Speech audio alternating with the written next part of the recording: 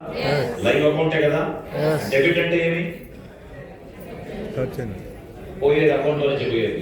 Credit అంటే అకౌంట్లోకి వచ్చేది, అకౌంట్లోకి రావడం, క్రెడిట్ అవ్వడం.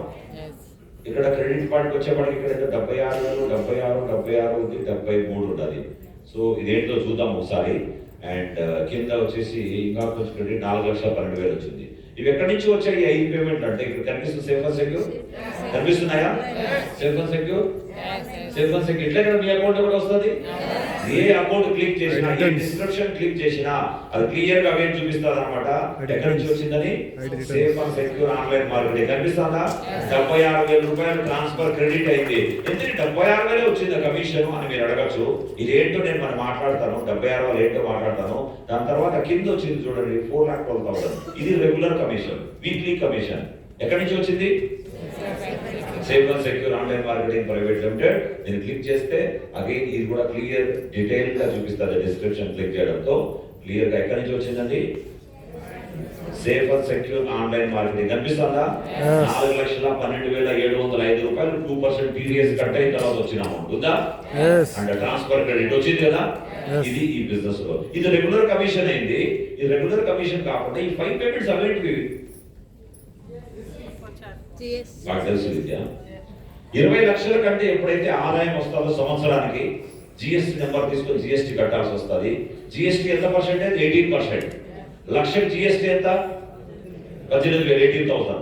2 lakhs కి 36,000. 4 lakhs కి 72,000. 72,000 4 lakhs అవుతుంది. 72,000 అంటే ఇంకోటేం తెలుసా గుడ్ న్యూస్? జిఎస్టీ కడితే జిఎస్టీ రిటర్న్ వచ్చేస్తారు మనకి. జిఎస్టీ రిటర్న్ చేసుకోవచ్చు. ఇంతకుముందు goods tax separate, service tax separate గా ఉండేటప్పుడు సర్వీస్ ట్యాక్స్ కట్టాల్సి వచ్చేది, అది రిటర్న్ వచ్చేది కాదు.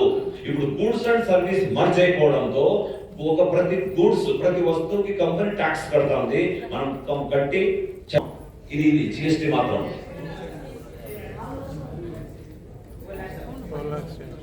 3,75,000 74,000.